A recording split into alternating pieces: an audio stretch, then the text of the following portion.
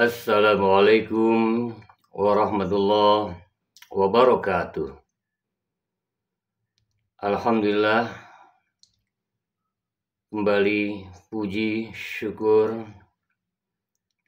hanya kita peruntukkan kehadirat Allah Subhanahu wa Ta'ala atas aneka karunia nikmat anugerahnya yang terus senantiasa Allah berikan pada kita, tak pernah henti dan bertepi.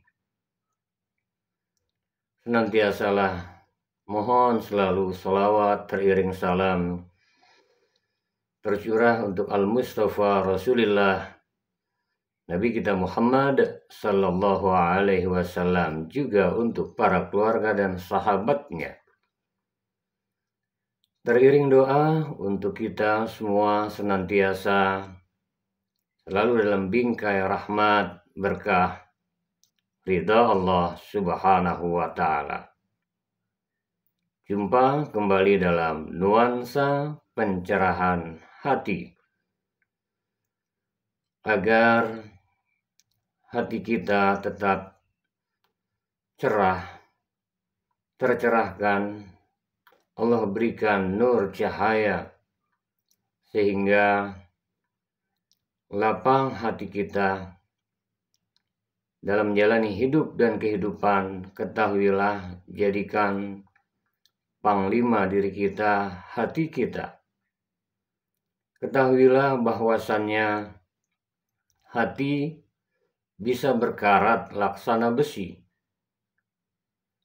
Besi jika berkarat dan tidak segera dikilaukan kembali, terus dan terus, semakin luar biasa karat-karatnya tersebut yang ada pada besi. Jika tidak segera dikilaukan, bisa rapuh, padahal tadinya kuat. Besi dia, lambat laun karatnya semakin bertambah, mudah patah, dan akhirnya bahkan hancur. Hati laksana besi.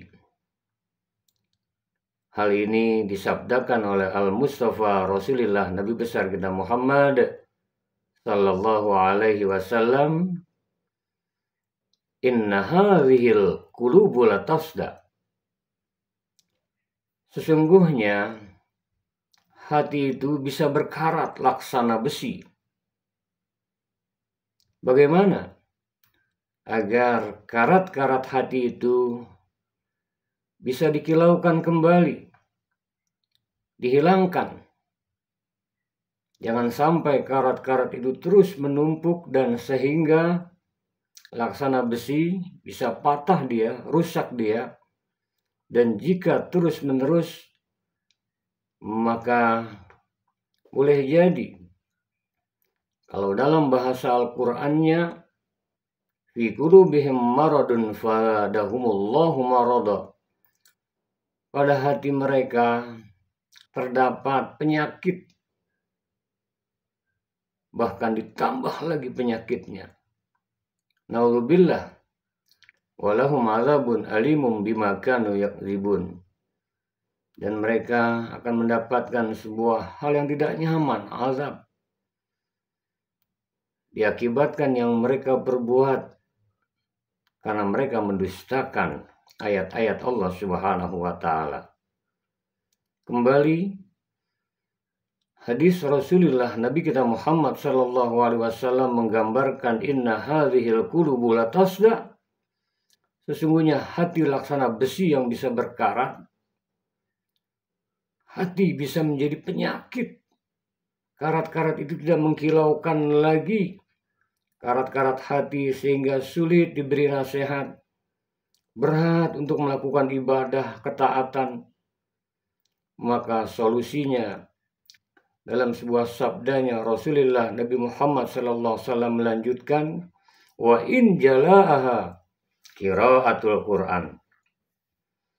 Yang bisa mengkilaukan hati agar bersih kembali, memantulkan cahayanya, hilang karat-karat tersebut. Yang pertama adalah qiraatul Quran, membaca Al-Quran.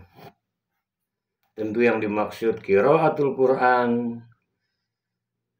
bukan hanya sekedar membaca Al-Quran. Awalnya kita senangi, kita baca Al-Quran, kita fahami, kita hayati, dan kita amalkan dalam hidup dan kehidupan. Qiraatul Quran, baca Al-Quran. Jangan sampai kitab suci Al-Quranul Karim tidak pernah kita baca atau kita jauh dari kitab Allah Subhanahu wa Ta'ala yang bernama Al-Quran.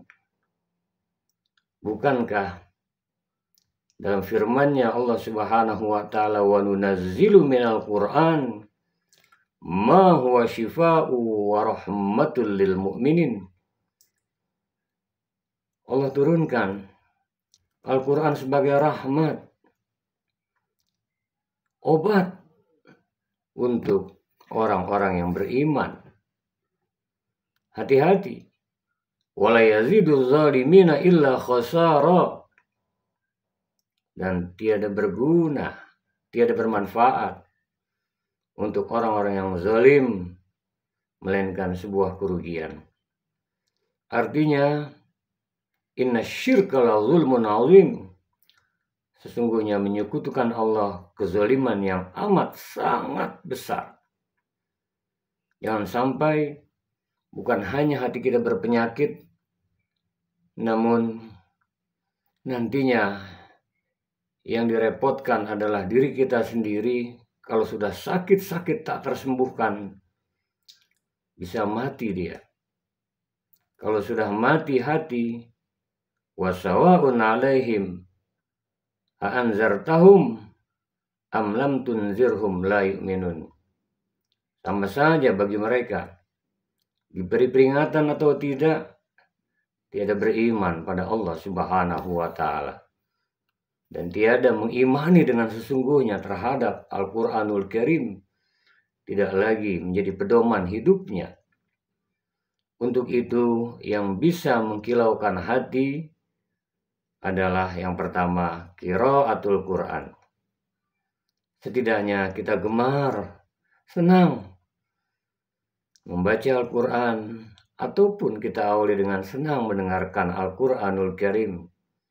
Selanjutnya insya Allah tergerak, Allah gerakkan kita mau memahami, menghayati, dan bisa mengamalkannya.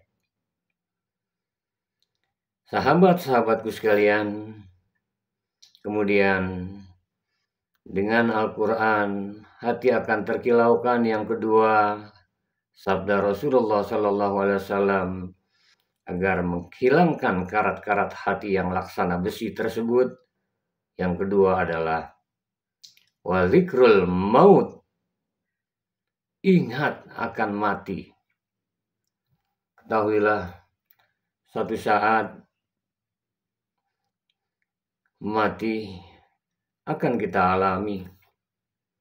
Kematian apabila ajal telah datang, kullu nafsin dha'iqatul maut.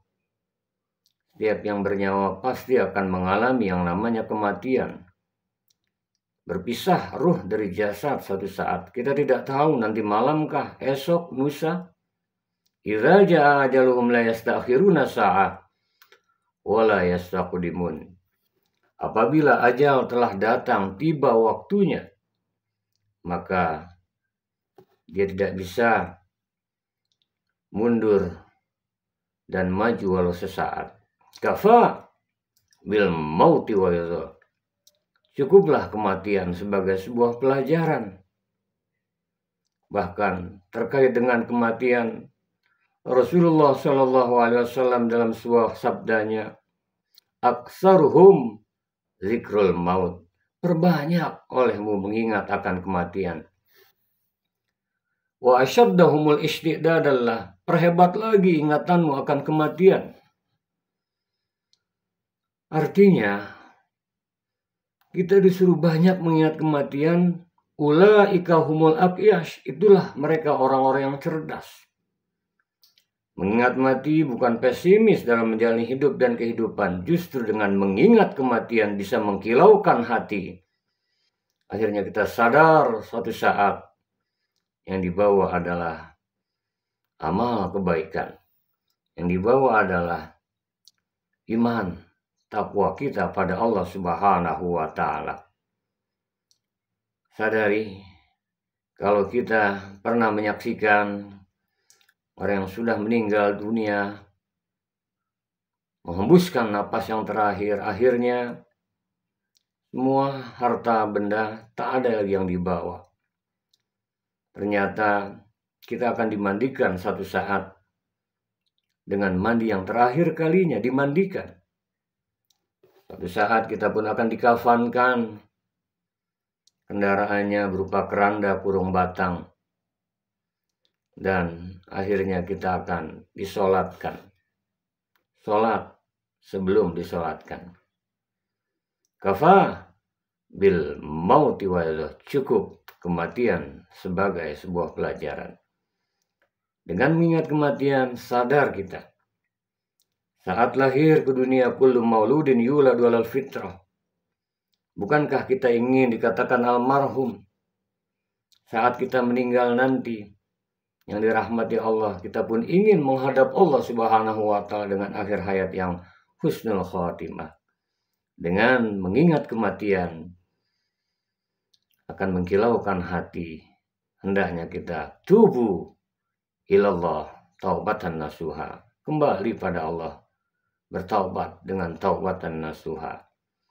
Dan yang ketiga, sabda Rasulullah SAW terkait yang dapat mengkilaukan hati adalah wahuduru majalis zikr, hadir dalam majlis-majlis zikir, majlis-majlis ilmu, majlis yang mengingatkan kita untuk selalu hati terpaut kepada Allah, yang mengingatkan kita untuk tauhid kita murni kepada Allah, dan kita bisa melaksanakan amal soleh lillahi ta'ala. Sahabat-sahabatku sekalian, semoga Allah rahmati, berkahi, ridhoi kita sabda Rasulullah SAW tersebut. Insya Allah, biiznillah, dengan izin Allah kita mohon menjadi jiwa keseharian kita, sehingga hati kita berkilau, hati kita memantulkan cahaya kebenaran, cahaya ketauhidan, cahaya ketakwaan, cahaya rahmat berkah ridha Allah Subhanahu wa Ta'ala, dengan senantiasa qiraatul Quran, baca Al-Quran, pahami, hayati, dan bahkan mendengarkan Al-Quran pun. Wa idza quri'al Quran fastami'u lahu wa ansitu la'allakum turhamun. Apabila dibacakan ayat-ayat suci Al-Quran, perhatikan, dengarkan.